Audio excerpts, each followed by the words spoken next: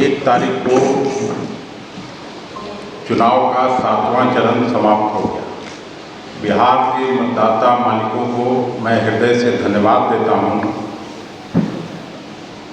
कि उन्होंने शांतिपूर्वक चुनाव संपन्न कराने का काम किया।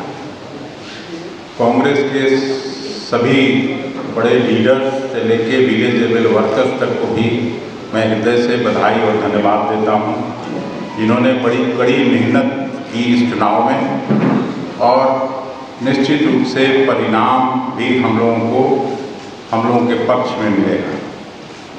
1 तारीख की शाम को जो एग्जिट पोल आया वो बिल्कुल फॉल्स एंड फैब्रिकेटेड है।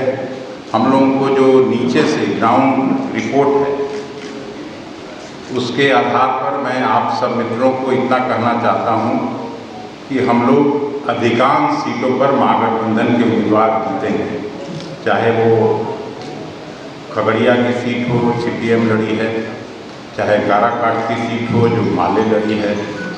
उस तरह से राष्ट्रीय जनता दल 1 दर्जन से ज़्यादा सीटों पर है आगे। 6 से 7 सीट निश्चित रूप से कांग्रेस पार्टी जीत रही है, ये मैं कह सकता हूँ। इसलिए एग्जिट पोल का जो भ्रम फैलाया जा रहा है, रियल एग्जिट इस सरकार का होने जा रहा है। कल शाम तक आपको पता चलेगा कि गृह मंत्री जी का एग्जिट है, प्रधानमंत्री जी का एग्जिट है और उनके मंत्रिमंडल का एग्जिट होने जा रहा है।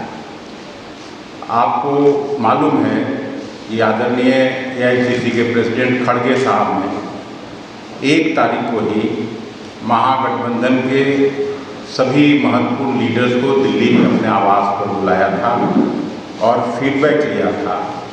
और जो फीडबैक है उसमें 295 सीट महागठबंधन पूरे देश में जीतने जा रही है, ये खबर भी आई है। लेकिन एग्जिट पोल मैं आप लोगों को नहीं कह रहा हूँ, लेकिन जो मीडिया हाउसेज हैं वो निश्चित रूप से किसी न किसी के सरकार के प्रभाव में और उनके लिए काम कर रही है। इसलिए हम अपने आप के माध्यम से सभी राज्य भर में फैले हुए वर्कर्स को भी ये कहना चाहते हैं कि आप इस भ्रम जाल में नहीं आएँ और मजबूती से काउंटिंग बूथ तक अंतिम तक डटे रहें।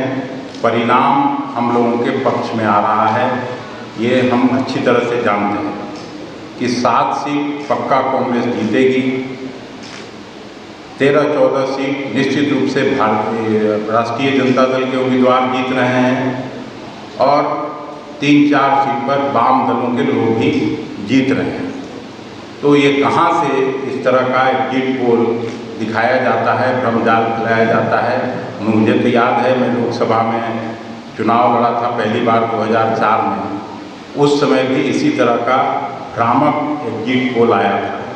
लेकिन मनमोहन सिंह जी के नेतृत्व में हम लोगों की सरकार बनी थी और पूरी उम्मीद और जो हम लोगों की है वो निश्चित रूप से हम कह सकते हैं कि इस बार भी मोदी सरकार की विदाई कल शाम तक तय है और एक नई सरकार का गठन महागठबंधन के नेतृत्व में होने जा रहा है। यही मैं आपको कहने के लिए यहाँ बुलाया था। आप सभी मित्रों को भी मैं हृदय से धन्यवाद देता हूँ।